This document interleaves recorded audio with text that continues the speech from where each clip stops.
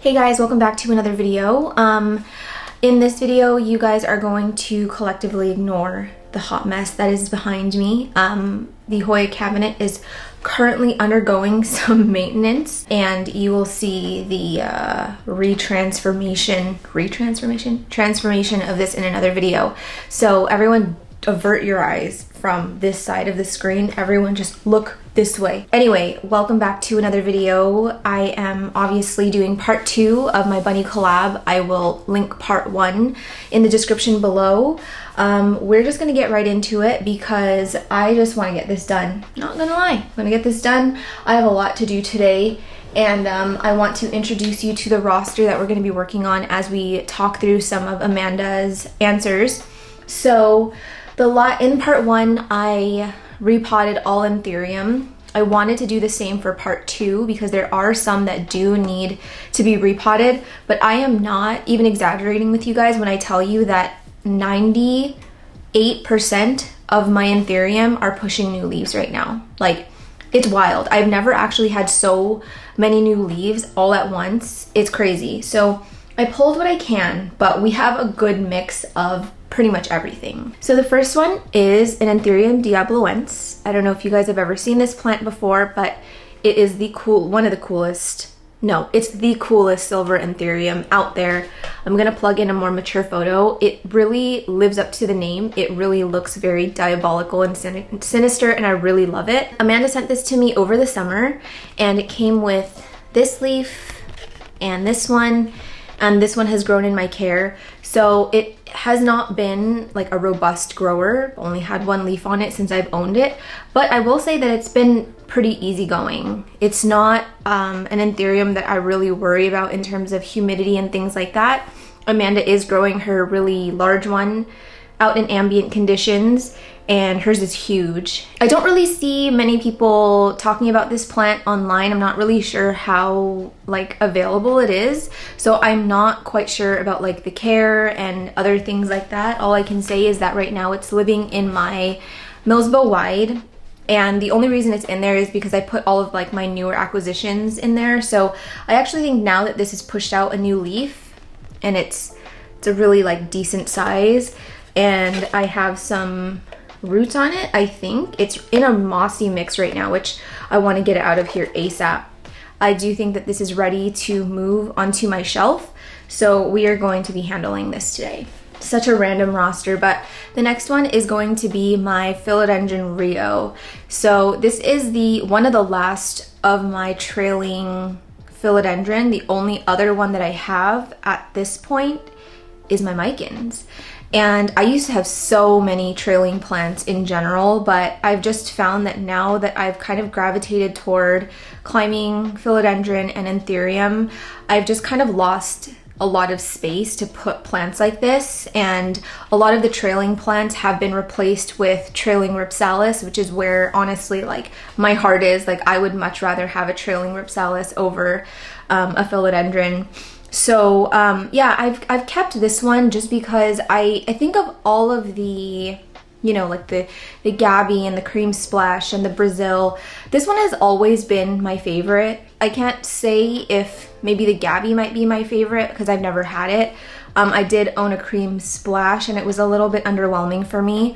I just really, really enjoy these leaves a lot more. I like the shape of them. I like how they're more narrow and teardrop. I like the variegation on it more. And I find that it keeps up with that Rio look a lot better than I would say the Cream Splash. The Cream Splash, my Cream Splash anyway, ended up looking like a Brazil. I'm trying to show you this really cool leaf here. Don't look at my armpits. You can't really see it because of the lighting, but anyway, it's grown quite a bit.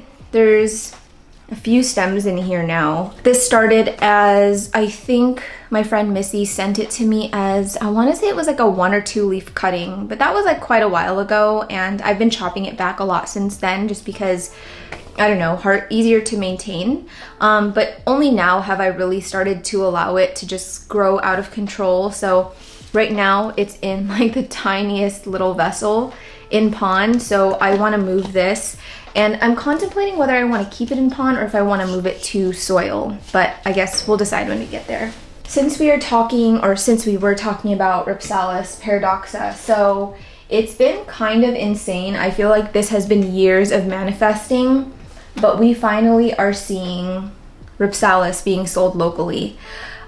So Alice picked these up locally for me. They were $10 each, which is a steal, honestly, compared to what I paid for a tiny little cutting back in like 2021 or 2022. These chains are significantly thicker than my original Rhipsalis, and that is true for the Rhipsalis that I also picked up from California. If you guys would remember, or if you guys do remember, I picked up a second one at a nursery and the chains were like so thick. I think you can kind of tell how thick they are here, but there has been some new growth. Oh, what's going on over here?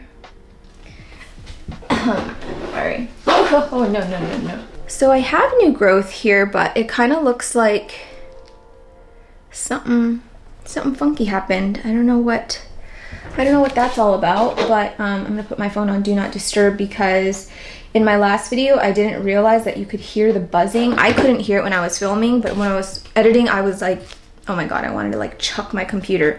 So I'm gonna cut this part off, but this is new growth here, which is a little bit thinner than the original chains. I had one that was coming off of here, and I had another one down here which I chopped and I sent it to a friend in a trade. But the reason I'm talking about that is because these three kind of have the same chain width, and even though the new growth is coming out a lot thinner, I just think it's gonna be a little weird to repot it with my original one. Oh my freaking Lanta, this thing needs to stop falling over. And I actually just brought it here just to show you guys. So this is I have like paradoxa all over. This is my original paradoxa, and she is one of my pride and joys. I have been like really babying this over the years. It's been a lot of chopping, a lot of propagating, but I have shared quite a bit of it. I think this would be much larger if I hadn't chopped it so many times for friends and family. But this actually also started as like one chain that I've just like kept chopping and growing and propagating and repotting in here. And it's really long now. I know it's kind of hard to tell with such a busy background, but she's actually quite glorious. So I like ideally would love to pot these all together, but they're just so different. You know what I mean? Like I think it would look weird. I did think maybe I can like blend it in somehow, like mix it so that you can't really tell, but it's just, no. I love the way this looks. So I'm thinking I'll just have two paradoxas in the house, and I'm maybe thinking I'll put one in the kitchen and then this one can stay on my shelf in my living room. So yeah, I'm gonna put this back because there's just way too much going on. But everybody just oogle at my paradoxa with me. I can't wait till this is so much bigger. I am planning on, like, as much as I love the length, my method or my process has been the same as my mycons, where I consistently take cuttings. So I'll take from the longest ones, I'll cut there and I'll repot it, because I would really love to have a bushier pot rather than have less strands and less but longer strands. Okay, I'm blabbing. All of my Rhipsalis paradoxas have always done like fantastic in no drainage. So I'm gonna be potting all three of these together in no drainage. Obviously it's doing fine with drainage. These roots are super duper healthy, but I just prefer growing it in no drainage. Next one, let's pull out an anthurium. So this one is an anthurium baroquianum esmeralda. I got this one from Lauren, like, I think it was a year ago now, and it was actually doing fine. I hadn't been growing this one in a greenhouse, like no kind of exo. It was just living on my living room shelf. But when I had the spider mite situation that happened, this one got attacked pretty badly, and I had like 3 really big beautiful leaves on it, and they just looked like crap. I couldn't bear to look at it anymore. So I chopped it back down to a stump, and it took a while for it to like get out of dormancy and bounce back. I kind of thought after chopping the leaves off, I might get a new leaf pretty soon after, but it was a stick for, I want to say, close to 7 months. I think it was just living in my tent, and this one just recently pushed out. Like, it's only like fully hardened, I want to say, in the last 2 days, and the leaf is really light because it was just getting blasted by the light in the tent. So it is normally a smidge darker than this. I have seen some Esmeraldas that have like a really dark leaf, and then I've seen some that are like this. So I ideally would prefer the darker leaf one, but I much prefer the care of the Esmeralda over the regular Warocqueanum. I find it like a world easier than the other one, or than the Ruroc. So yeah, this one is growing in no drainage in like a tree fern fiber soil mix, so I want to get this into a pot with drainage. This one is another plant that I received from Amanda. It's not an Amanda hybrid. This is actually from Woohoo Tropicals. This is the Anthurium First Night, and it is a Indo-Pappy hybrid crossed with a Tazula Ace of Spades, I believe. And yeah, it's just beautiful. I had this one on my wish list, didn't even know that Amanda had it, and was so stoked that she sent me such like a massive plant. Now that this leaf is pretty much hardened off, I want to say it's like maybe 98% hardened off. By the way, this cosmetic damage is from the new leaf hitting other leaves in the cabinet. From what I can remember, when I potted this thing, it did have quite a long stem. So I do want to, well, I want to chop this for Alice. And if I can get a third cutting to sell, that would be amazing. But obviously I'm not gonna chop it more than I absolutely need to. My priority at this point is to grow this nice and big. And I do think that now I've had, you know, a leaf of my own grown in my house, I think this one is also gonna be ready to be transitioned out of the cabinet. Ideally, I would love to get my anthurium that are in the cabinet out as soon as possible. I don't want them to be too acclimatized to the conditions in there, because that is not a permanent thing. I actually don't even want to keep my Millsbow wide there permanently. I want to get it out of there soon. So right now is not the best time to be acclimatizing, because we're now like in the full swing of fall. I have my heater on. It is so dry in this house and it's cold. So it's gonna be, I want to say difficult, but I've done it before. When I first transitioned my anthurium out into ambient conditions a few years ago, or was it a year ago or 2 years ago now? I can't remember. I think it was a year ago, or over a year ago now. It was February, and so the temperature wasn't all that different than it is now, so I'm feeling okay. I just am expecting some leaf loss, which I'm kind of sad about, given that some of them are so beautiful now and growing so nicely without spider mites.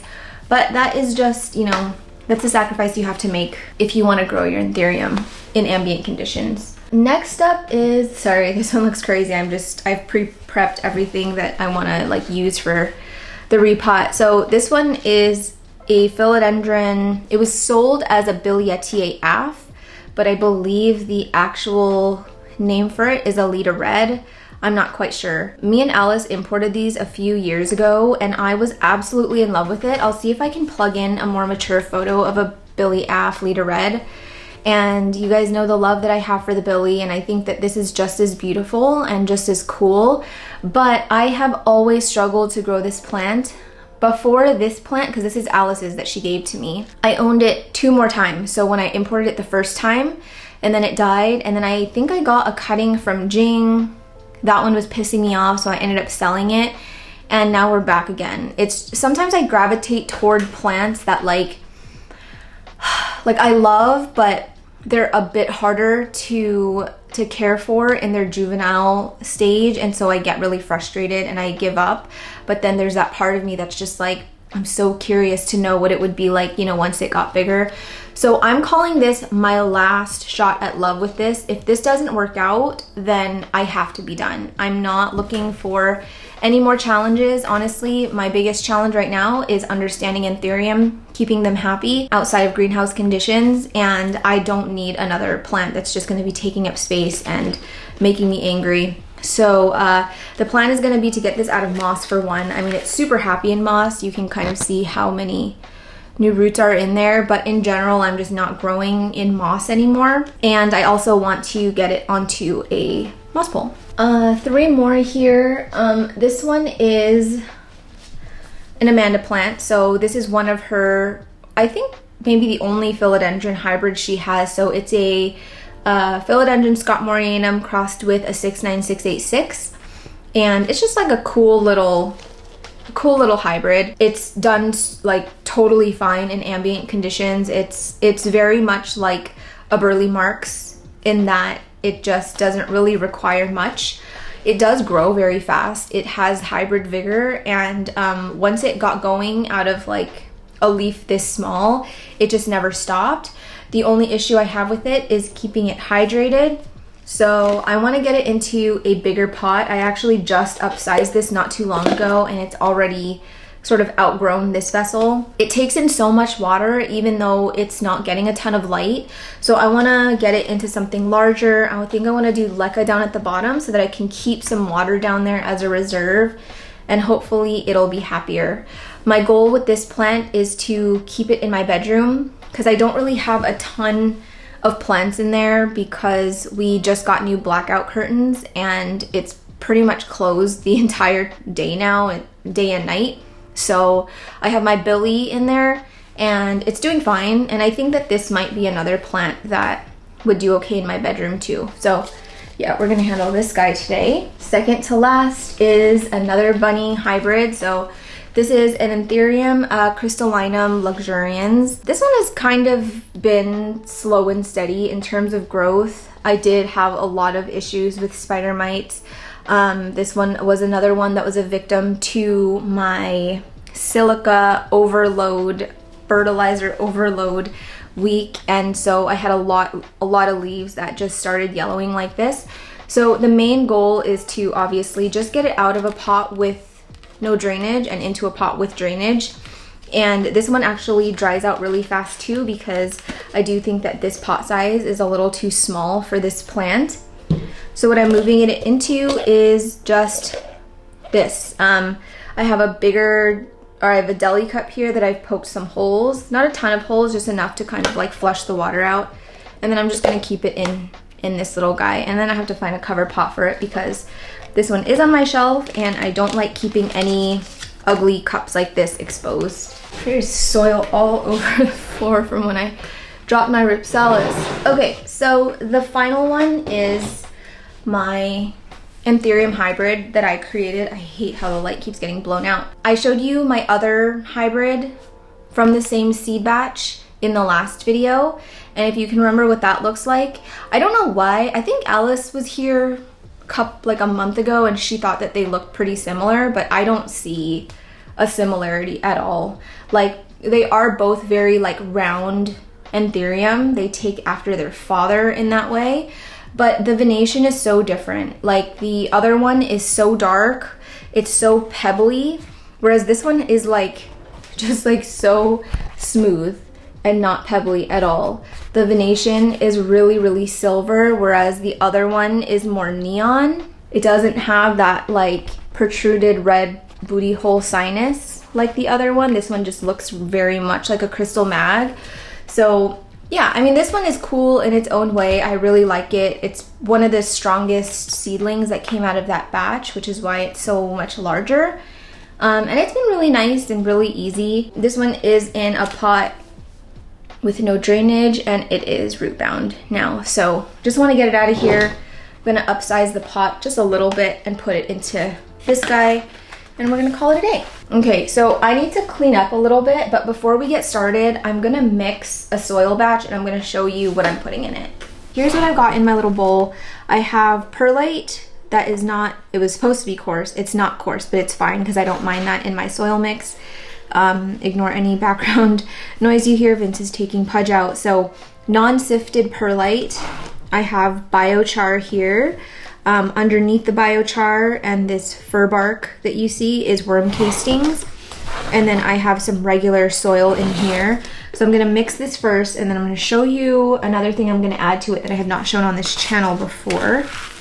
And I honestly don't think that this is gonna be enough soil for all of the things I need to repot today, but we're gonna just see how far it stretches. So here is what I'm working with as my base. It is not quite chunky enough for my liking. So what I'm adding is this mix of husk and like fibers, cocoa fibers and husk. Fun fact, if you've ever purchased a plant in soil from Lauren, it's actually a soilless mix. And this stuff is like pretty magical, and I've seen how well her imports do in it. I've seen how well her plants in general do with it. And I used to use husk a lot, but not quite like this, because it's like ground. It looks like coffee grounds with a little bit of like long fibers mixed in, a little bit of chunks, and it's just like so perfect. It kind of looks like the stuff that you'd get maybe at the bottom of the bag, but it works perfectly. So I'm gonna be adding some of that to it. I don't know if I could go 100% soilless because I just really love using soil, but this is a good alternative if you want to stop using soil, but you still kind of want that same growing experience with soil. I probably could add a bit more. So I'm looking at this now. I don't make my mix quite as chunky as I used to, just because I do want it to still retain water for like a long period of, not a long period of time, but enough time for me to get to water it again. My mistake in the beginning of this hobby was like, you know, really using that advice of like aeroids love a chunky mix. Didn't work for me. Everything dried out so fast. I lost a lot of things to dry rot, so just can't go that route anymore. But looking at this, I think I need a little bit more perlite and maybe a little bit more fir bark and more of that husk.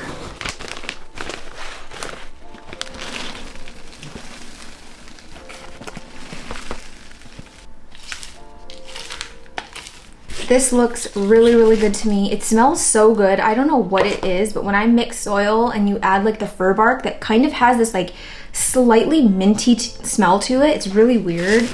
It's just so good. I just want to eat it. So anyway, this is perfect. I hope I have enough for everything I need to repot, but there's a good chance I may need to mix some more. The last thing I'm gonna do is mix some myco. Some of you guys are probably like, oh my God, get to the Q&A already. But I would like to gently remind you that there's a scroll bar here. Scroll to your heart's content. You can skip over whatever you want. I do not chapter my videos that are less than an hour long. If it's like an hour 30 to over 2 hours, yes, I bookmark it. I put in chapters so that you guys can see exactly what I'm doing when. I'm not always super great at doing it, but I do try. But I don't know, I find it to be a little bit pointless on the hour-long videos, because just to be real, on hour-long videos, I want people to just watch through it and not just be skipping through it, because I already don't add enough ads as it is, because I don't want you guys to feel like you're just watching too many ads. I watch a lot of creators who put in an ad every 4 to 5 minutes, and it drives me crazy. That's just being transparent. Anyway, I don't have an exact measurement that I do for the great white. I just add enough to make the water change color and smell mushroomy. I think I'm gonna start with, let's start nice and easy. Let's just go with my Crystal Luxe. There's some larger ones here, some that need poles, and I need to ease into it. So let's just pop into the first question. I realized when I was editing that I skipped one question that was actually quite important. And that question was, how do you know when to transition seedlings out of a greenhouse?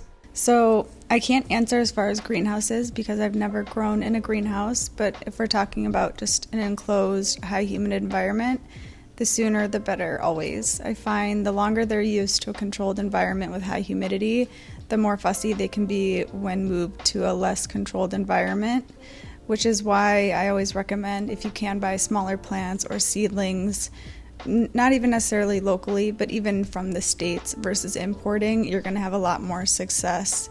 For example, Anthurium warocquianum, I've imported them from Ecuador before, and they've just always kind of struggled, whereas I've gotten a seedling from NSC Tropicals and my friend Tyler at Russo Plants, and they have thrived in regular household conditions because I started them at that age where they were really young, so that's just what they were always used to, so they never had to go through a transition period.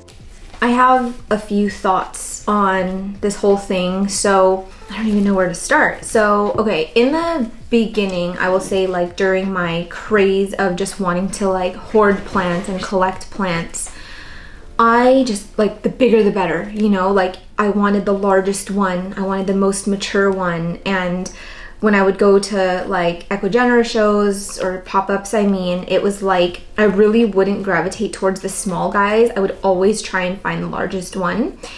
And I think for some people, I'm sure it's fine, it works, but for me, that was just not my experience. It's like the trade-off, you have to weigh the not the pros and cons, you have to weigh the trade-off. I think that's the best way I can put it. Do you want to experience that high of having this massive, beautiful thing in your house with the possibility that it could tank and you could lose all those leaves and basically just start from a stump anyway? Or would you rather, you know, skip that whole high of having a large plant and getting a smaller one that is more likely to acclimate better in your conditions and then see it grow larger? Again, I'm not saying that this is going to be the case 100% of the time, but in my opinion, anytime I've like gone big, it's like always kind of humbled me and taken me down to like a stump again. So same thing with what Amanda is saying. Just to clarify, like she has a Millsbow tall, but she's really only using that for her new plants in terms of isolation. She's not using it to like acclimatize. She's not using it like for high humidity plants. She uses that just to keep it separate from her other plants, but everything else she's just growing out on shelves in ambient conditions. All of her seedlings, they are technically in a greenhouse because they're like in a domed like environment, but they don't stay in there very long. I don't know if you guys remember from part 1, but she actually tries to transition out as soon as she gets like 1 or 2 leaves on it. From there, she kind of weeds out the weaker seedlings, throws them out. Lauren does the same thing. If you guys don't believe that there are such thing as weak seedlings, I think you just have to experience it for yourself, but it's definitely a thing. That was my thought on that. And then there was another thing I wanted to add, but now I can't remember. Oh, she mentioned this in part 1 where she was talking about like how do you keep anthuriums in low humidity or something like that along those lines. And she was saying how there's a bit of a misconception when people say that anthuriums require high humidity, but she was saying that they actually just require like constant moisture, whether that be through the leaves via high humidity or through its root system. So keeping, you know, your anthuriums not wet, but making sure they always have a constant source of water and they don't dry out. I think that's also helpful when you're transitioning as well. But you also have to keep in mind, you know, there is going to be that like happy ratio of water and light. And really the only advice I can give you in terms of finding that happy ratio is observation, because I don't know which lights you're using. I don't know the temperature in the conditions you have it. And you just have to see like, okay, is this water, like the amount of water I gave it, is it sitting in there for way too long? Am I starting to see some root rot, or was it not enough and I'm having to like water again in a few days? Because I would say that the rule of thumb in terms of like healthy watering and being on like a good schedule in this hobby is that if you can stick to like 1 day a week, I think the water levels you're giving it are good. Okay, we left off on how do you grow plants so large without moss poles. So the next question is, ow, splinter, is how do you choose which substrates to use? I've gravitated a lot towards pond just due to the amount of plants that I have growing in household conditions. It would be near impossible for me to keep up with watering if they were all in an organic mix. I do still have a couple of big plants in organic mixes like my Wendy, my philodendron tree, my warwickwianum. Seedlings, I usually start off in an organic mix with like tree fern, orchiata, biochar, and either perlite or pumice, whatever I have on hand. But then if I'm keeping them and not selling them, as they get more mature, I end up transferring them to lechuza pond. So it seems like her substrate of choice is pond, as you heard. I don't believe that she adds perlite to her pond. I've never received a plant from her in pond that had perlite in it. I prefer to put perlite in it because I just find pond to be a really heavy substrate. Like, you have to use so much of it. I like that the perlite makes it stretch a lot further. In some areas of my house, it's not getting a lot of light. Like where my anthurium are right now, especially in the winter, it's not getting a lot of light at all, even though I have really, really large windows. So not having a mix that's too dense and that's gonna retain too much water is, yeah, it's not gonna work for me. But, you know, I think that she has like grow lights in every like area of her plant space, and she uses pretty strong grow lights, so that's not an issue for her. What else? Oh, in her tree fern fiber, she either uses it straight, like doesn't mix anything into it, or I have seen her mix pon into it. So anyway, that is that. She keeps it nice and simple, and this one's done. I don't think you would have seen me do it on camera, but I did add a little thing of leca down at the bottom, about this much, and I am just going to be inoculating it. Okay, moving on to the next question. What are your top 5 product recommendations? Let's see, I think I had a really, really short audio for this one. Pump sprayer, squeeze, or pump bottle for fertilizer. Wood stakes, because I don't really use moss poles. Somewhat of a gentle pesticide for integrative pest management. It's far easier to control pests by preventing them in the first place than trying to treat them. And a soil scoop. I like how humble this list is, so let's go through it really quickly. So the first one she says is a pump sprayer, and I could not agree with this more.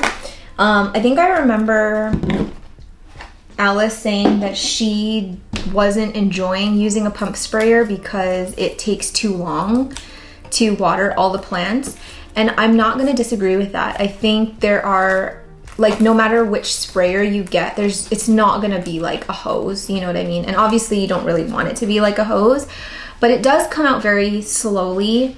But I think for me, I much prefer to water very intentionally and not just kind of like pour and just get it all done as fast as humanly possible.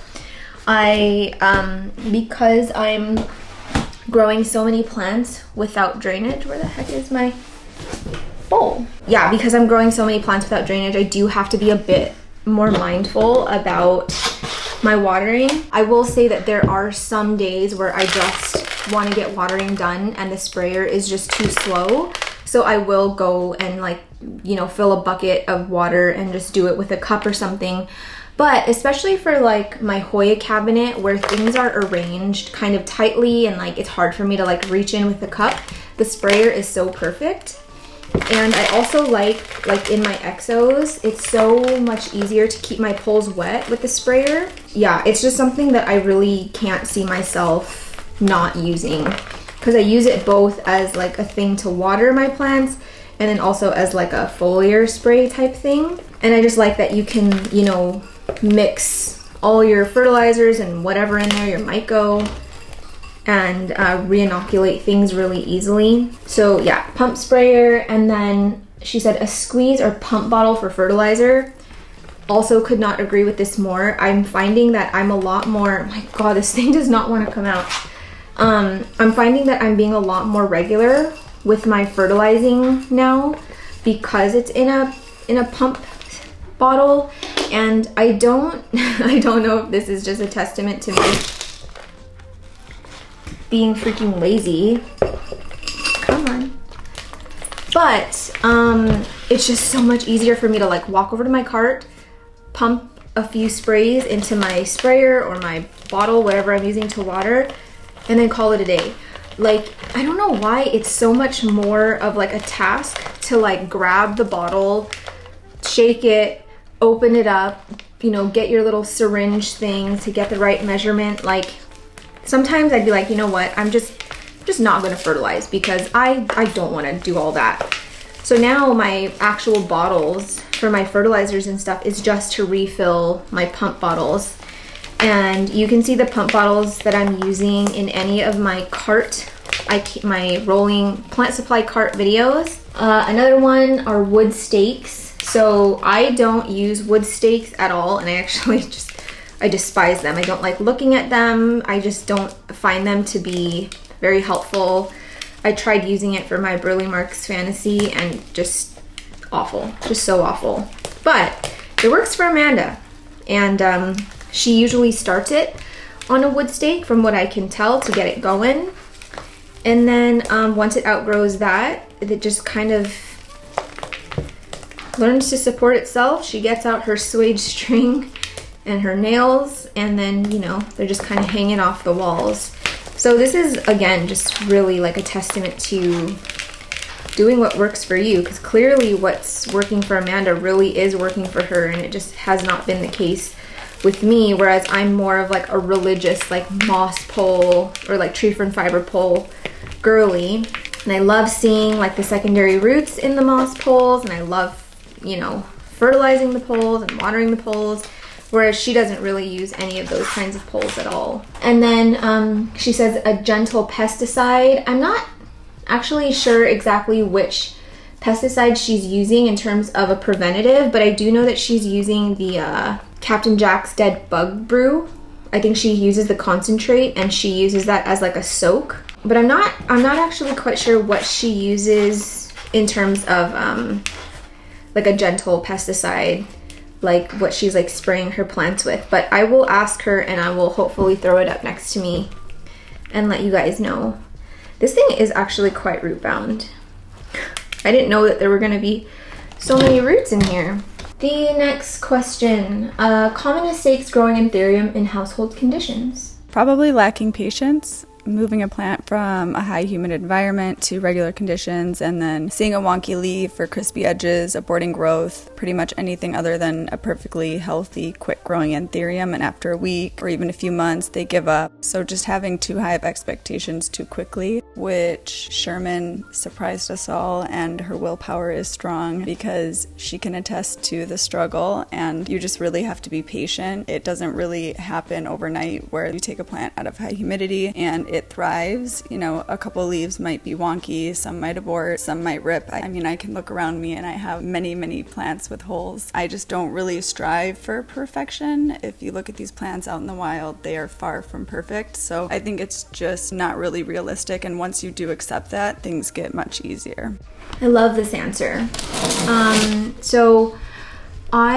The reason that I moved my anthurium out of greenhouse conditions, it really wasn't because like I wanted to see them all over the house, or I wanted to specifically grow them in the living room. I kind of always thought my anthurium would live in my plant room and my philodendron would be out in my living room because I understand them more. But, you know, Amanda watches my videos. She saw me like week after week, and I would text her too, like asking her like, what do you think this is? And like, what the hell is wrong with this anthurium? And 9 out of 10 times my issue was always some kind of fungal issue. If you go back to my early videos, maybe in 2021, 2022, you'll see that a good amount of my anthurium had like yellowing spots all over them. They'd have like bright yellow halos around the edges that would kind of creep in towards the middle, and they wouldn't sort of harden off. And that's how I knew that it wasn't like a watering thing. It was definitely some kind of fungal issue. Like if you look at this leaf right here, like you can see that it's yellowing, but it has like that brown crisp. And I know that's like a watering thing. Whereas when it was fungal, it was just yellow, no brown, and it would just stay yellow. And again, it was those spots that I'd have all over the leaves. And every time, you know, she'd ask me like, what's the humidity in there? Did you spray it? Like, do you have airflow? And for me, the issue just always was the fact it was growing in a greenhouse. And so after some convincing, she was like, you can do it. You can grow outside of a greenhouse. I know you can do it. And I was really scared. I was terrified because I had invested a good amount of money into my anthurium collection at that point. But she really kind of helped me in that transition period, and she really prepared me for what was going to come. And it was a long road. I think that I did this back in 2022, or maybe it was like the tail end of 2021. I can't remember, you guys. It feels like it's been forever. But the months went by and I would show her like ugly leaf after ugly leaf. She would see how much I was struggling on YouTube, but never once did she say like, you're doing something wrong, or maybe you should move it back to a greenhouse, or maybe you should like get a humidifier. I think that she has always known that it was gonna take a long time. Obviously she couldn't say like, oh yeah, once you hit the 2-year mark, it's gonna be smooth sailing. Like, she doesn't know that, you know what I mean? She's not here with me caring for these plants. She doesn't know what I'm doing with it every day. But, you know, she always kind of reassured me that like, it's gonna be okay. You just gotta keep, you know, trekking on. And then obviously I got hit with the spider mite / thrip / mealybug at some point issue, and I was just in like pest hell. So that set me back quite a bit. But now that I'm kind of out of that fog, I am kind of seeing how well some of my anthurium have been acclimatizing out. No, they're not even really acclimatizing anymore. They're just out of greenhouses, and yeah, they've done like really well. And it's amazing how much patience can really pay off. It is a long road, and sometimes it can feel like you're just consistently going backwards, because you know, like a year ago, I'd have like a nice leaf that came out and I'm like, oh my gosh, it's acclimatized, it's totally fine. And then the next leaf like would not come out at all. And so it really just was like a hit or miss. And now that I'm here, like what, a year and a half, 2 years later, I wish I freaking checked how long ago I did it. Oh my God, Vince is eating a bag of chips right now. Perfect timing. Perfect timing, guy. Yeah, it's just really amazing how much patience and time has really played a huge part in my anthurium finally being able to come out of greenhouses. So I am very grateful for that, and it was worth it all. It was worth everything. I wouldn't trade it for the world. I'm gonna work on the Diabloense next, and maybe the Woohoo's First Night. All right. We're moving on to the next question. I actually might get through these questions faster than I do some of these plants. How do you prevent anthurium edges from browning? I don't strive for leaf perfection. One of my red crystallinums, I've struggled with gross edges from day one. Eventually I just accept certain plants are going to do things in my environment that I cannot control, because I refuse to let them control me. I am excited to be on this question because when I saw the amount of photos she sent me of her anthurium with browning edges, I was like, slay. This is what the people want. They want to see the human side of you.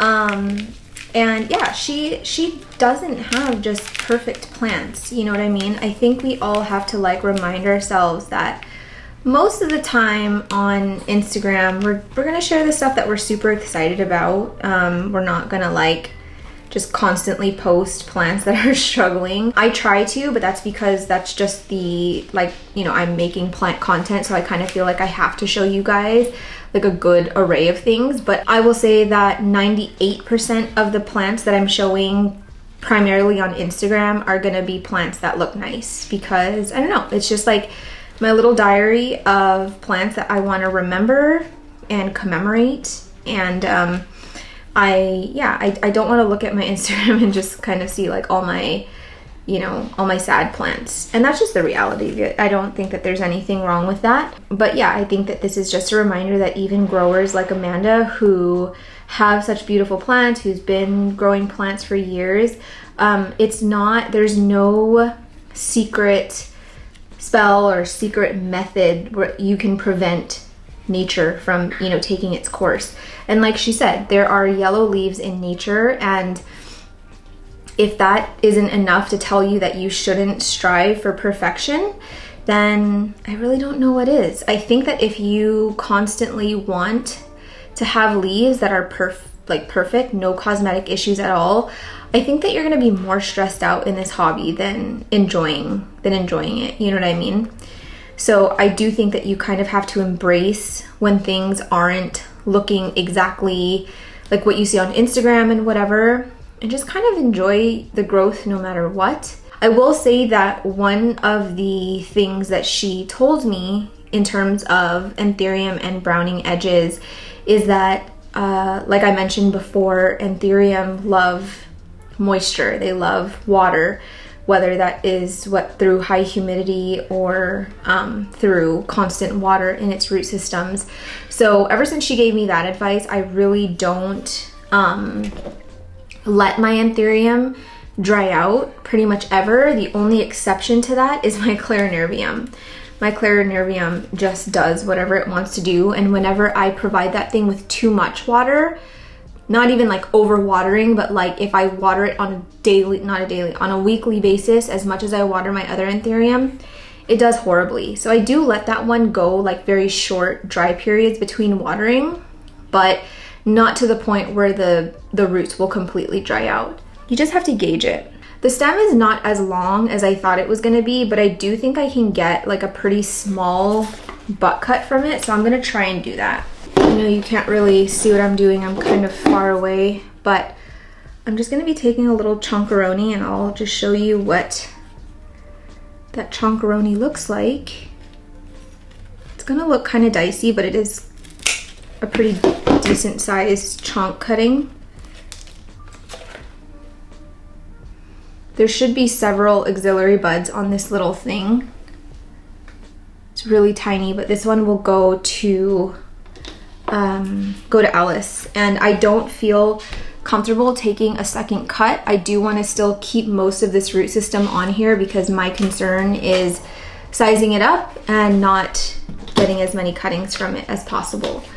So Diabolance goes in this one, and then First Night in here. Okay. Moving into the next question. What is the humidity in your house? It fluctuates quite a bit, anywhere from 40 to 55 during the winter and like 50 to 70 in the summer. I used to run humidifiers years ago, but I got a little lazy and got sick of cleaning them. I also live in a loft that has like all open space, so there's no enclosed room, so it was really difficult to keep the humidity up in such a large space. I would say that her general humidity is higher than mine, maybe by about 10 to 15%, but it's not crazy well, actually no, maybe more than that. Like honestly, in the summer, actually even in the winter, I would say that my house is like steadily anywhere from like 30% to like 45 on a good day. Like it is a very low humidity in here. And I used to run humidifiers a lot too, like religiously. I used to have like literally, I think I had like 7 at one point. And I would have like 2 in every room because I wanted it to be super humid. But it was too much. I was like, you know, spending so much of my time refilling these humidifiers. And I was like, is it even doing anything really? Because I wasn't super regular with running them. Like on a good week, I'd run them all day, maybe like 3 days a week. But then the rest of the days is just like low humidity. So I was like, if this isn't going to be a constant thing, like it kind of makes more sense to just not have humidifiers. And I'm not like swaying you away from using a humidifier, especially if, you know, you do find that it's helping your plants a lot. But now that I've been doing this plant thing for a few years now, I kind of look at it from like a whoa. I look at it from a larger scale perspective. Like, the question that I asked myself is, when I am 50, 60 years old, can I see myself realistically going around and filling 4 to 5 humidifiers, you know, every single day or every few days or whatever? And the answer was just no. Like, honestly, I just can't see myself doing that. I would much rather spend my time doing something else. And like Amanda said, if you have ever opened up a humidifier that you use constantly and you haven't really looked on the inside, it gets dirty really, really fast. It gets really disgusting. And if you're not keeping it clean all the time and you're not using like filtered water or RO water, it's gonna build up a lot of like minerals in there and like nasty stuff. And so you just, yeah, I've also heard that when you're just using tap water or something, you're really just like not diffusing, but you're just humidifying like bad air, like bad water into the air. Now, I don't know the truth to that. I don't know if that is just like some, you know, woo-woo, foo-foo myth or whatever, but I kind of believe it, because I have, like, before I sold some of my humidifiers, I like obviously went to clean them first and was just like, oh, some of these are like really dirty and like really bad, and I was just like breathing all that in. So I am anti-humidifier, honestly, and it's just been easier for me to grow in lower humidity than have to upkeep a bunch of humidifiers. So yeah, that is my thought on that. Anyway, you guys, my ADHD is like going wild right now, and I'm actually getting into a bit of a mood. And I know that's not my husband's fault because he has to live, but he is eating lunch right now, and the clinking of the spoon on the plate is sending me into a frenzy, and I keep losing my train of thought. So we're gonna take a little breather. You're gonna take an ad break, and maybe I'll have something to eat. I don't know. But other than that, Diablo Wentz is done. Woohoo's First Night is done. Just need to make a tag for it. We have 1, 2, 3, 4, 5. 5 more plants left. 5 more plants left, and 10 more questions. So I think we're on a good schedule here. So yeah, be right back. I've realized that I did not pot the little stump before lunch, but luckily they're soil roots, so they're more forgiving in that, like, if you leave them out for a bit, they won't just like completely dry up. If these were water roots, I would have had to reroot this little stump, and that would have been, I wouldn't even doubt if the stump didn't make it. So thank goodness they are soil roots. Anywho, yeah, I was a grumpy grumpster before the ad break. I think it's funny when people don't like when I show any kind of like annoyance on this page, or have, I don't know, I feel like a lot, no, I'm not gonna say a lot, because I think like 98% of the people who watch my YouTube channel just like get it, like they get me, whatever. But there's like that 2%, they just want me to be like, oh my gosh, welcome back to my YouTube channel where I talk about plants and I never talk about myself or anything personal or say anything bad ever. And it's just sunshine and rainbows on this channel, so don't you worry, I'm just gonna be smiling throughout this whole thing, and it's gonna be so fun and dandy. I can't live that way. But yeah, I will admit, I was very grumpy before the break. And I woke up on the wrong side of the bed today, I'm not gonna lie. I slept probably, oh my God, I'm just tapping. I slept probably 3 hours last night, and that is probably why I feel like caca. So I need to label some plants here. I finally got some replacement tape for the labeler, and I'm pissed because the tape is more expensive now and it's smaller. Like, they give you so little than what they used to. I don't know how anyone is surviving in this economy. How are we all doing? While I'm doing this, let's move on to the next question. Do you have to, or did you have to train your cats to leave your plants alone? Do you have any tips?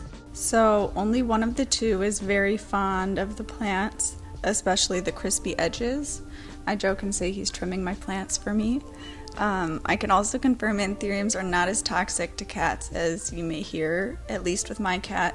He has nibbled quite a few anthuriums without any reactions. Obviously, when it first happened when he was a kitten, I was terrified, but nothing really happened. I do know that they have oxalate crystals, which can cause like stinging and burning in their mouths, so you need to be careful, but with my experience he's been okay. Also, ever since I started growing cat grass for him and having it out, the munching has reduced significantly, so any of my precious plants I just make sure to keep up high. I also used a product called Quit It, which is a compressed air, and I would spray it when he would go to bite the plant, which also helped. I can actually speak on this topic a little bit, because if you guys didn't know, I used to have a cat named Jupiter who is tattooed on my arm.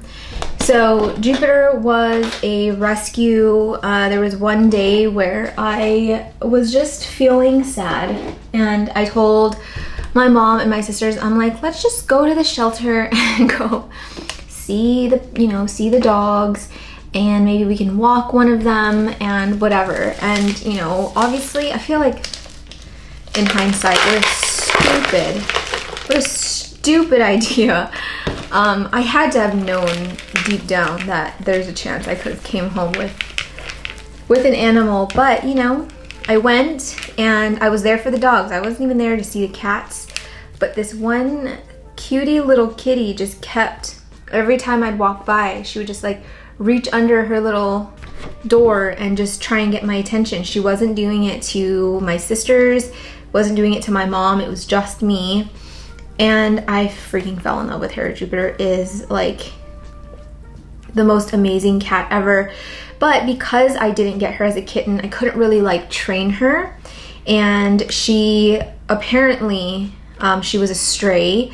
And then a family took her in, didn't treat her very well. She almost got euthanized because of really bad health issues.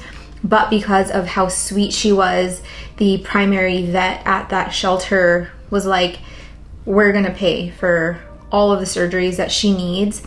So yeah, it was just like a miracle that they saved her life, and I got there in time to get her. So anywho, yeah, she had a few naughty habits when I first took her home. And when I first had her, I was still living at my mom's house. I didn't have as many plants, nor did she really care for them that much. But when we moved to Canada and we were in a smaller apartment and the collection started growing more and more, she did get more curious, primarily with the tree-like plants. She would really like to use the trunks as like a scratching post. She's peed in one of my plants before. She would nibble at the leaves. And of course I was really concerned about the health issues or like the side effects or whatever of cats nibbling on plants, because like when you read online it's just like toxic, toxic, toxic, like bring to the vet right away. But just like Amanda, she never had any issues, but I don't want to downplay it because I have read some horror stories before of pets getting into getting into plants and having like a bad reaction. Some of these roots aren't good, but I think some of them are the original import roots, and I can see some nice new roots, which is good. So anyway, yeah, Amanda said in terms of her tips, in terms of keeping her one cat out, she uses the it's like an aerosol spray, and it like detects like motion, and anytime like your cat walks by it, gets too close, it like sprays out like a puff of air, and then it kind of like scares them away. I used to use this spray bottle method. I felt like it was just the most like humane way. This was before I even knew like that spray canister existed. Yeah, I used to just like spray water like into the air. She hated water, and so anytime she'd get close to a plant, I would spray. And then eventually she was just like, well, I don't like being sprayed, so I'm just not gonna go in this general area. So that worked. And then she also says growing like catnip. I think that's what she said. Growing catnip has helped, and now like her one cat can have its own plant essentially. Jupiter, she did like catnip, but I did try the fresh stuff before and she didn't really care for it. She really only liked the dried stuff. And then obviously just keeping her sort of stimulated throughout the day was another way that I kept her out of my plant. So using like laser pointers, using like those automatic like battery powered like mice that kind of like run around the house that she could chase. Just like any kind of play, any kind of like hunting that she could do, you know, like the feather or whatever, this feather on a string, that helped a lot. But yeah, luckily with Pudge, he like could care less about my plants. Like I try and get him close to a plant to take a picture and he's just like, oh please make it stop. So I got lucky with that. But yeah, Jupiter was a little bit more difficult. And now at my mom's house, because my mom has plenty of plants too, she doesn't even care for them. So she's over it. She's a grown woman now and she's moved on to other things. I'm gonna add a little bit of, oh God. On these big boys, I like to add leca down at the bottom just so that I can, you know, keep water down in the vessel. And we're moving on, moving on. When they say a plant is a heavy feeder, how do you know this? I feel like there'd need to be some type of scientific or horticultural evidence or papers supporting specific species being heavy feeders. I don't really give any individual plants more or less fertilizer, so I might not be the best to answer this. I will say, in general, aroids, I guess, could be considered heavy feeders if you're looking to produce seed. They're definitely going to need a lot of nutrition for creating berries and setting seed. I agree with her on this. I think anytime you would hear me say like a plant is a heavy feeder on my channel, that is really just my observation. It's nothing that I've like read or like, you know, I have like scientific proof of. It's just that I've noticed that I can feed it heavily with no adverse reaction, and it does tend to thrive with heavy feeding. So an example of a heavy feeder that I can see in my vicinity, my philodendron SP Columbia / El Guapo, whatever we are calling this thing now, I would consider this a heavy feeder because I can give this a stronger fertilization amount every week and it's constantly pushing out leaves. Like I have to prune this thing back every few months because it doesn't drop leaves, and I do think it's because it has so much fertilization like constantly that it's able to just like hold all those nutrients. That's just my guess. Another one of my heavy feeders is, make yourself known, my my Epipremnum pinnatum albo variegata is another one of my heavy feeders, and I would say my Patriciae. Like I've been able to give those like more fertilization on a regular basis without showing signs of like over fertilization or whatever, and all of them are in no drainage, so that kind of says a lot. Other than that, I would say it's all anecdotal. I think if anyone says something is a heavy feeder, they mean that's just in their opinion. I don't really think there's anything out there that proves like any specific kind of plant is a heavy feeder, meaning like it's gonna take in way more nutrients than your other plants. That's just my guess, my best guess. I don't know. I wouldn't be the person to talk to about this, but yeah, like Amanda mentioned, anything that's like flowering or producing seed, I think you can generally fertilize those more. And again, more anecdotal advice or whatever is they say like when a plant is flowering, it's like using more nutrients that could go to the rest of the plant and it's putting it towards that inflorescence. I've heard other people say that's BS and that's not actually a thing. But if something has an inflow on it, I tend to fertilize it more just because I want the plant to be able to not focus only on the inflow, but also maintaining the other leaves and also pushing out new leaves. And an example of that right now in my collection is my Indo-Pappy hybrid that I pollinated with my Forgetii pollen. And that one I am fertilizing like full strength, not every week, but maybe every 2 weeks. And not only is it producing seed right now, but it's also pushing new leaves. So Oh, and then my Hofex is another example of that. Let's do my Ripsalis next, I think. How do you avoid fungal issues with anthurium? I think there's a lot of misidentification when it comes to diagnosing, I guess you could call it, leaf blade blemishes in general. For example, someone may look at my plant and think it's a fungal infection on the leaf margin when in reality it was a result of inconsistent watering, which I know because I experienced it with my own lack of watering.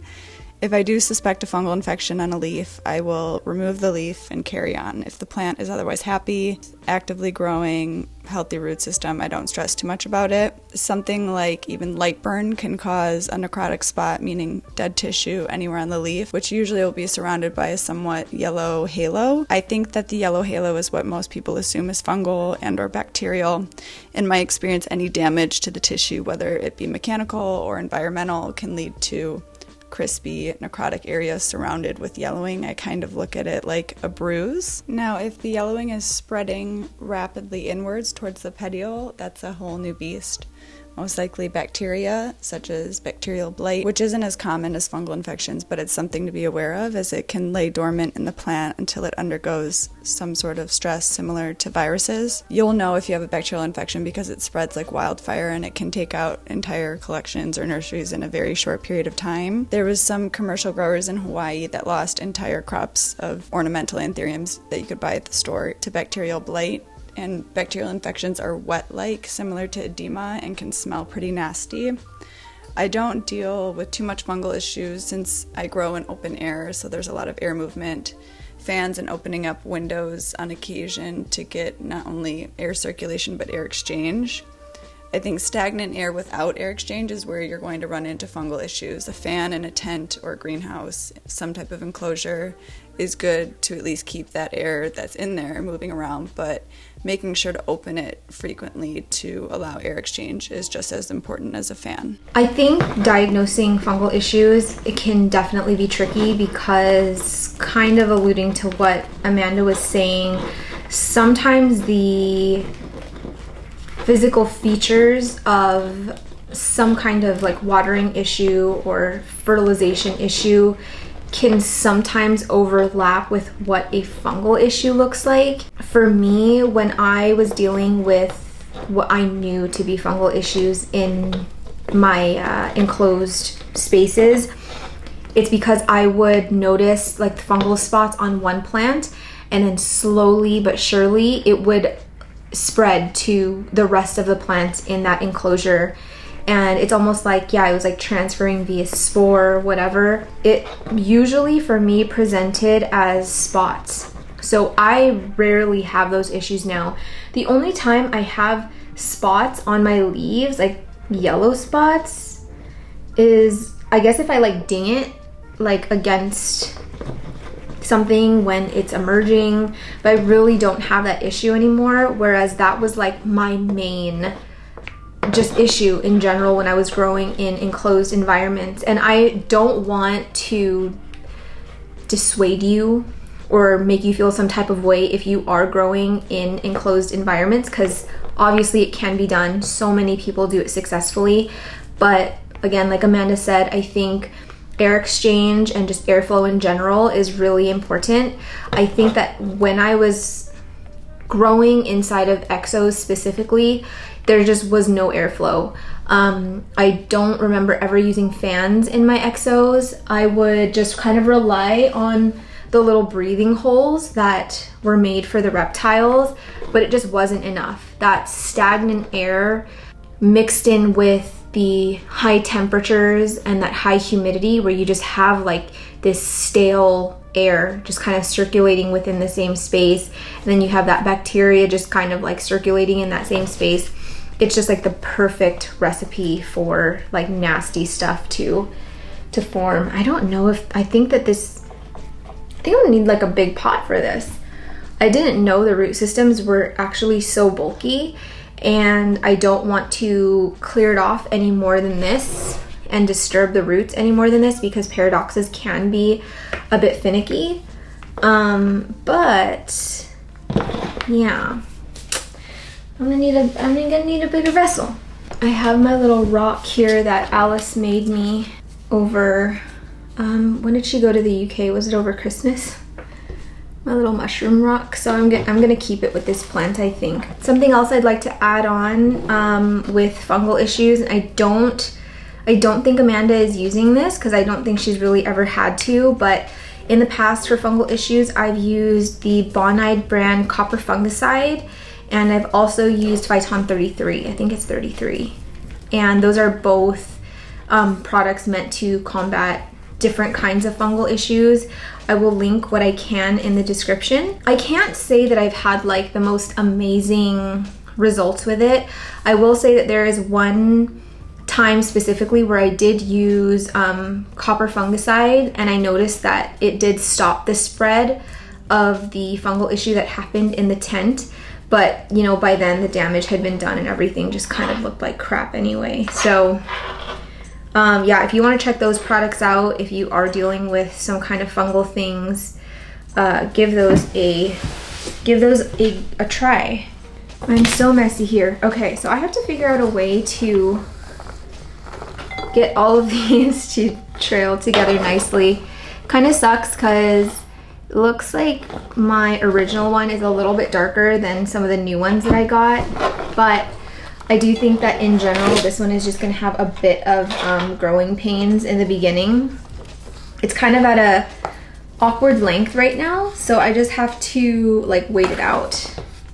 I am going to chop off this one piece here that went bad, and I don't actually know why that happened. Okay, so let's move on to the next question. Do you use myco?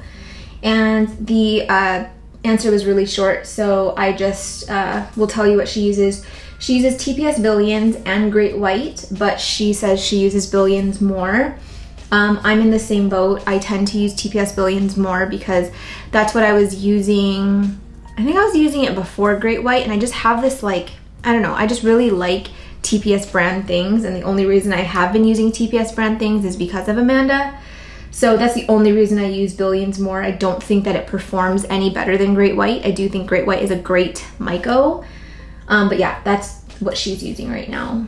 So that one was short, and I will link obviously both of the myco in the description. Next one is, what is your soil mixture? Mostly tree fern, orchiata, perlite or pumice, biochar, sometimes a little pon. I used to sometimes mix in some turfus clay. Pretty much whatever I have on hand at the time. I don't measure anything, I just go by feel.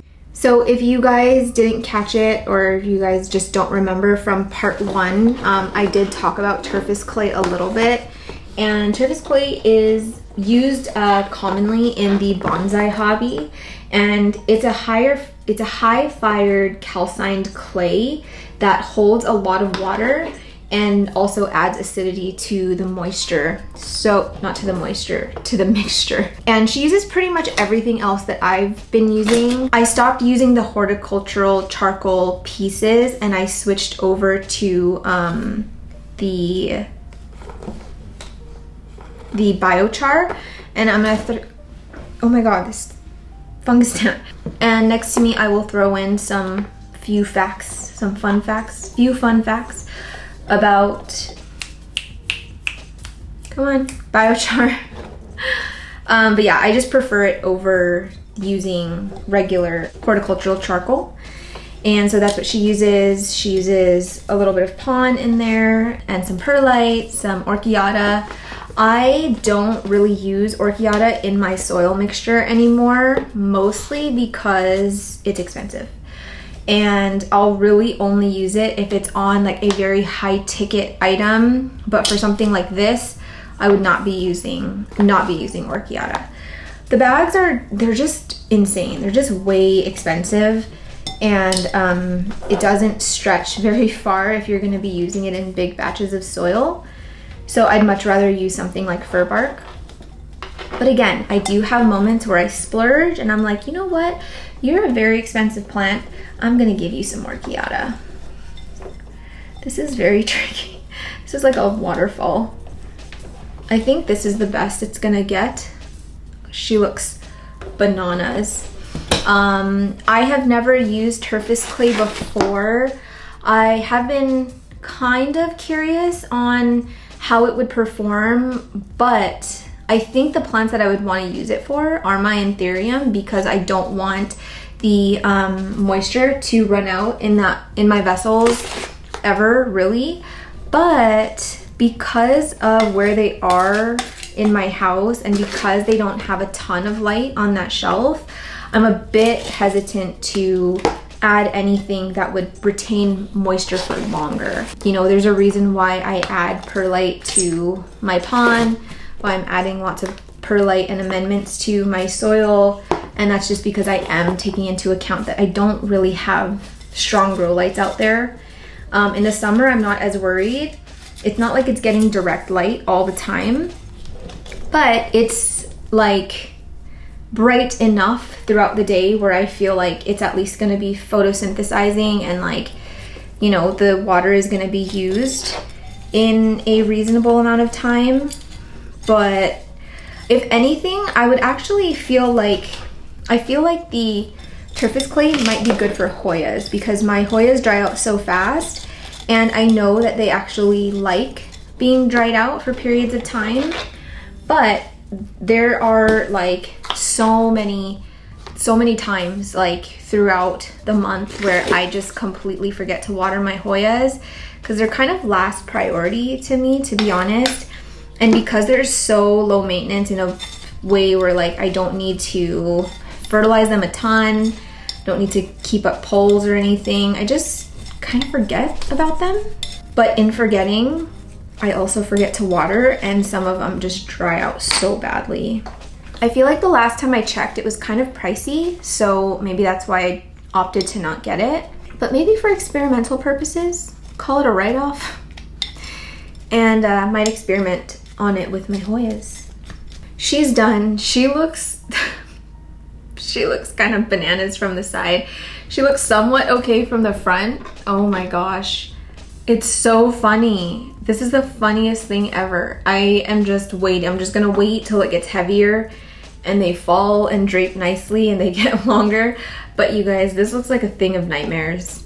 Yeah, we're gonna have some growing pains for a while. Okie dokie. So the next question is, it's not like she has a very long answer for this, but I do want to kind of dig into each little point she makes. So it is, what are some non-conventional plant things you do that goes against the norm? This might be a long list. Tying up my philodendron with suede string, growing seedlings in household conditions as early as one leaf, nuking seedlings with light and feeding as soon as there's a first leaf, heavy root pruning, sometimes removing leaves before they're totally spent, not allowing stems to callus, and using pollen that's been frozen far past the point of what most will say is no longer viable. Okay, let's break this down. So, first, suede string with philodendrons. I talked about this in part 1. The question was, how do you size up your philodendrons so nicely? And yeah, her method is just giving it some kind of support, and that doesn't actually come in the form of a moss pole, surprisingly. Yeah, she just likes to tie up her plants to walls and just kind of keep it standing upward as best as she can without using a pole. To me, that method has not worked. It's only been my philodendron Florida green that has had the will to size up without any kind of real support. It kind of just used the thickness and strength of its own stem to hold itself up. So it was kind of nice that way. But yeah, I think that the reason she's putting this under non-conventional is because I think if let's say someone asked this question in a public Facebook group and someone was asking advice on how to size up philodendron, if she went in there and was like, oh, don't even bother with a moss pole, just tie it up to the wall with some string, I am almost certain she would get eaten alive in those comments. People would go bananas. But you can't really dispute the proof and the evidence that shows that it works for her. So yeah, I'm, you know, if I felt confident enough to grow my philodendrons that way, hell yeah, that would be my choice. Because do I want to see moss poles all over the place? No. I would much rather my plants just be able to like stand up on their own and, you know, grow without me needing to like baby it in that way. That would be amazing. I'm trying to figure out where the back is. I think it's this right here, right? I'm trying to figure out where to put the moss pole. Okay, whatever, sorry. Why did I pick the moss off into my soil bin? Sure. What are you doing? The next one she said is growing seedlings in household conditions with only one leaf. To me, this is crazy. I could never imagine, like I have some really, really small seedlings here, and I couldn't imagine just like seeing one leaf and be like, all right, you're ready to come out now. I would be so scared. I'm a hot mess. Okay, I would be so scared. I would be so nervous that it would just croak and die. Like, that's next level, like acclimatization skills. I don't know what the secret sauce is, but yeah, that's, to me, that's bonkers. That's something that I just could never see myself doing. Nuking seedlings with light and feeding with only one leaf. I didn't know that this was considered non-conventional because I've always been told that like you're supposed to be blasting your seedlings with a ton of light. But I have not heard of like feeding right away.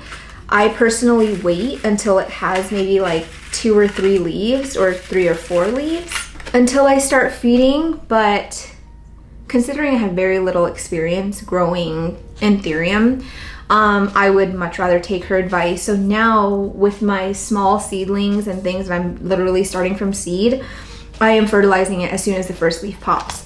Very diluted, I would say like 1/4 strength, just like spraying it every week or every other week or something.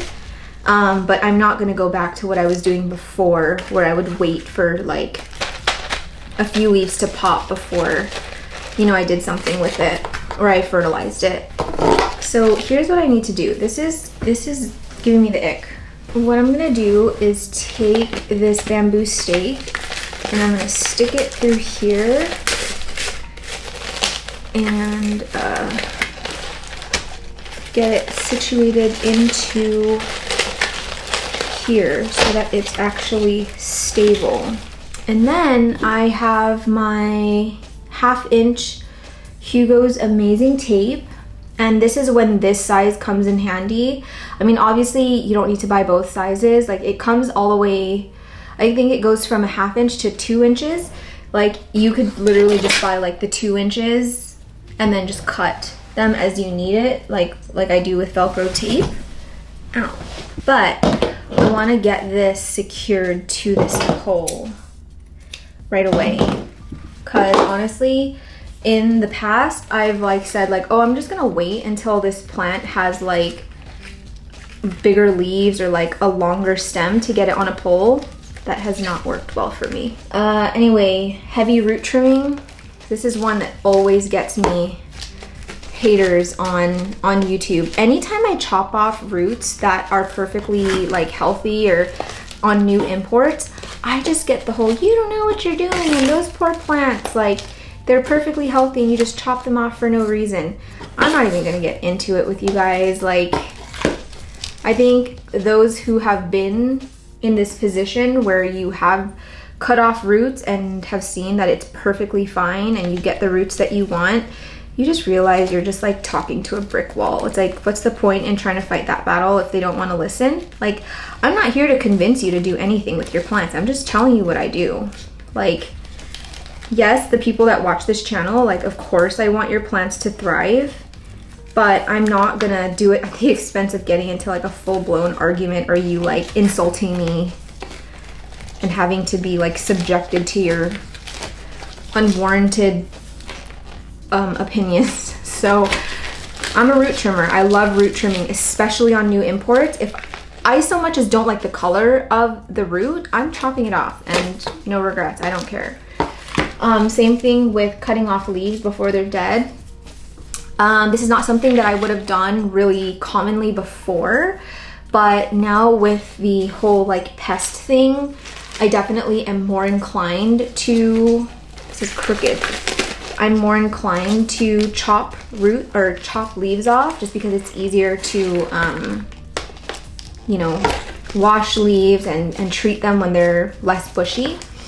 And also if they just like get in the way, like if they're supposed to be sitting on a shelf coexisting with all these other plants and the wingspan is just taking up the entire shelf, I'm chopping leaves. I mean, that's what I'm doing with my gloriosum right now. It's just so wide and the leaves are getting so big that it was kind of stressing me out. So now whenever it has more than 2 leaves on it, I just chop off the oldest one and just keep it as a 2-leaf plant forever. And I'm happy. No callousing. This one, I can't do myself. It's just, I am a firm calluser. I love callousing my plants, mostly because when I didn't callus my plants historically, some of them would rot. Like let's say if I chopped this plant and then just stuck it directly into soil, the chances of me rotting it, especially in something like no drainage, is just a lot higher. So yeah, I just love callusing, but Amanda told me she never calluses, and look at her plants, they're totally fine. And then using frozen pollen far past the point of viability. I don't have a lot of experience in this field, but I will say that like having gotten closer to Lauren and having kind of seen her process with how much she is hybridizing and pollinating in her shop, you know, she has really pushed the limits with using pollen that's either frozen beyond like a point where anyone would recommend to use it, or just using really, really old pollen, like on a super old dead inflow, like it still has the pollen on it. She'll use it, and yeah, I just think that it's a hit or miss. I think you just have to use it to find out if it's viable. But yeah, sounds like Amanda's doing it too. So this one's done. I'm not gonna sit here and say I'm feeling great and I'm feeling, you know, wonderful and hopeful and optimistic. This could very well end up just the way it has ended up historically, but it is worth a shot. It's worth a try, and like I said, this is gonna be the last time I try with this plant. Okay, next question. What do you think about people selling anthurium seeds? Are some really weaker than others? I think anybody can do what they want with their plants. I personally do not sell seed. I have sold a few seeds from a batch in the past, but I no longer sell seed due to the chance of seeds germinating and then not growing, or the seedlings just being weak and not vigorous growers in general. So yes, there most certainly are weak seeds. I have a hard time wrapping my mind around why this is still such, I'm not gonna say a heavily debated topic, but I have seen enough conversations about it between people that I'm just like, I don't get why this is still a debated thing in general, because I feel like there is more than enough proof out there now amongst tons of different sellers, not just the ones I know, but just any seller, that there are going to be seeds that are weak and some that are strong. And you know, I got to experience it firsthand with the hybrid that I created, which was the Crystal Mag Forgetii. And there were some seeds that, like, okay, for one, didn't even germinate. I ended up with like 200 seeds or something like that, like something insane. And there was maybe like 10% of them that didn't germinate, or maybe 5%. It was a very little amount. So I just threw those out. And then, you know, I was giving them all the same substrate, all the same conditions, the same treatment, and some of them were just like not growing. They would like grow one little leaf and then melt off, and then it would grow another leaf and then another leaf, and then it would die off. And so those ones I was just throwing away right away, because I'm like, these ones clearly are not strong at all, and I don't want to pass these off to anybody. And like I showed you with my one seedling that I had that's now a full plant now, that one is so much bigger than any other of the seedlings that I saw come out of that batch, and it's always been the stronger grower. I could point it out very early, You know, when most, like 99% of my seedlings were on like their 3rd leaf, that one was like on the 6th. And it was like significantly larger. So I isolated that one right away and was like, this is the one I'm gonna keep because I know it's like the strongest out of the batch. So there was that. And then also just, you know, working with Lauren now, it's like seeing the thousands and thousands of seeds that she has that come out of the same batch, and like literally looking at them, that they were harvested at the same time, they were potted at the same time. And some of them are just so rinky dinky and just like sickly looking.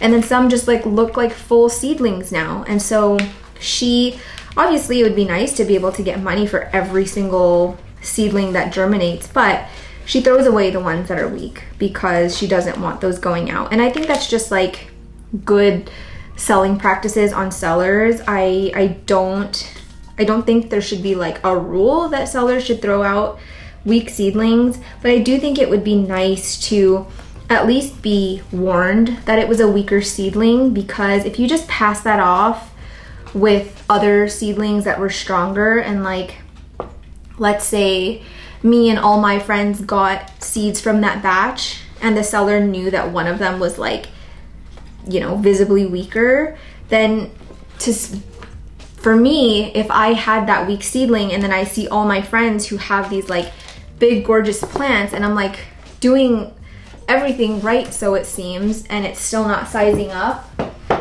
it's a little, yeah, it's a little disheartening. It's a little blow to the ego a little bit. So yeah, I think that it should be something that's disclosed. Oh my gosh, I hate working with wet soil, like repotting, because it just gets everywhere. Now my laptop's gonna be so dirty. I need a serious manicure after this. Like, this is so bad. Second to last question is, do you have any plant purchase regrets?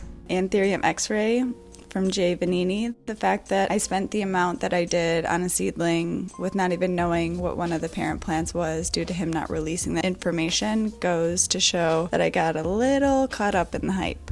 I think we've all been here, maybe. If you got into plants during the pandemic, you certainly know what I'm talking about. I was collecting imported aeroids before the pandemic hit, but honestly, I consider myself a pandemic baby too, a plant pandemic baby, because it really wasn't like I had my first imported plant in 2018, but it's not like I was like heavily importing and like I knew a ton about it. Like I just acquired one. It really wasn't until 2020 that I made the friends that I have now and started doing imports and stuff like that. So I certainly have been caught up in the hype. I don't know I don't want to know how much I spent on impulse purchases.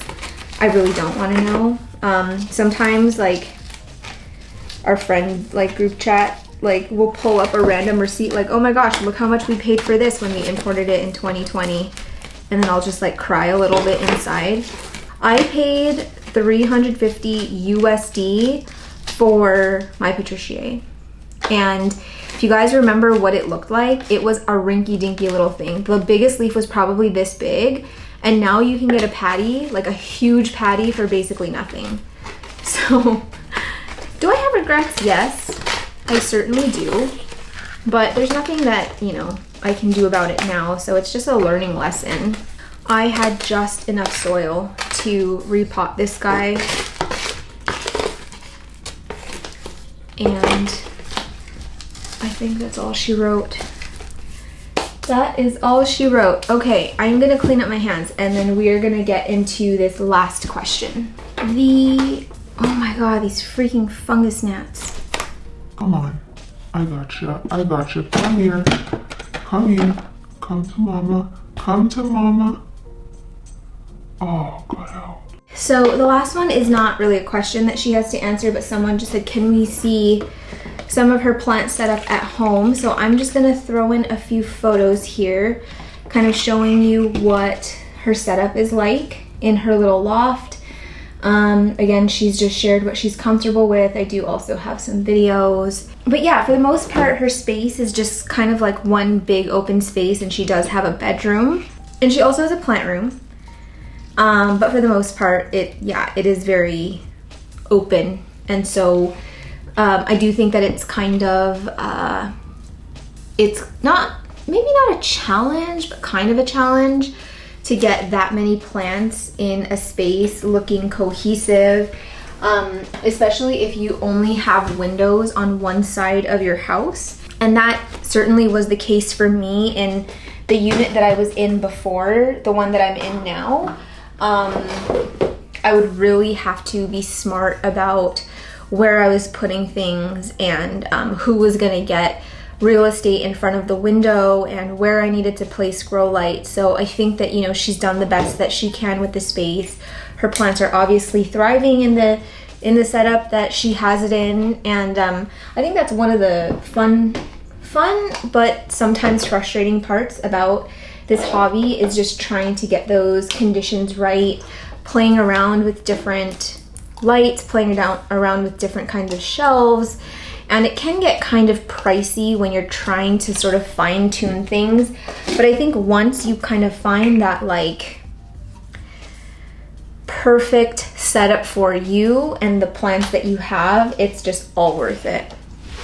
Especially once you kind of let them settle into those conditions and you see that they're doing well, and it's just, yeah, it's very, very rewarding. I think another really cool thing with plants, especially if you're like me and you like to move your space around a lot, is as your plants grow, you're almost forced to move things around. And anytime I get to move plants around, I almost feel this like shift in energy in my space. And sometimes I'll just like move the smallest thing around to feel that shift. And I live for it. I always feel like, I don't know, it just kind of refreshes the energy in that space. And I am just like a firm believer in feng shui. I'm a firm believer in moving things around every once in a while to kind of keep things exciting and keep things interesting. And I know that not many people are like that. Like my husband, for one, just cannot wrap his mind around why I need to move things around so often. And you know, sometimes he'll hear clanking and banging. He'll be like, oh my God, what is she moving around now? But along with moving plants around as they grow, it's just being able to kind of play with different setups quite often is just really nice. And it's one thing that has really kept this hobby interesting for me as well. And I alluded to this in my CBC interview that I don't think that this is true for just people with like ADHD, but I tend to thrive in this kind of environment because of the fact that things are always changing and plants will always kind of pull you in different directions depending on the day. It's always something new. It's always something different. Having different things to look forward to. And yeah, I really, really thrive in this hobby because of that. And for me, like moving my space around and moving plants around constantly is like a must. It almost not even just like refreshes the space, but it almost kind of gives a new life to the plant as well.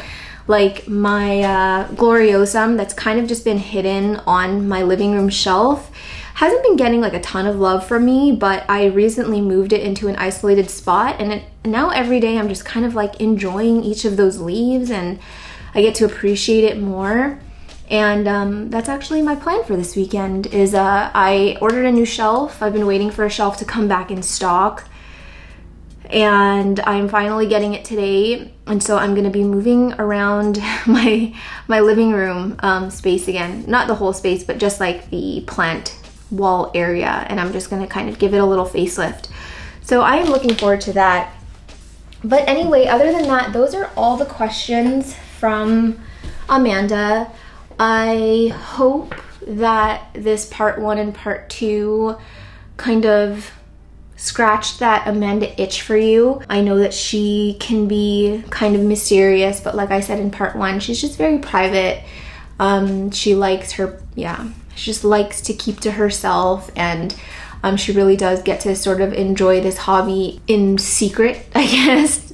And I do envy people that can just like enjoy their plants on their own and don't put everything on social media. But obviously this is the route that I've chosen, and obviously I wouldn't change it because I really do love being here with you guys and I love sharing my plants with you. But yeah, it's just, there were certain questions that I think people would have been intrigued by, but it would have required her to be a little bit more, I don't know what the word is. I just felt like I needed to tailor the questions so that she didn't feel uncomfortable, if that makes any sense. By the way, I did not repot my Rio today because I was too lazy to take my pond out, and I would much rather just do that off camera. So anywho, that is gonna be it for this 2-part collab. There's a small part of me that would love a part 3 of this.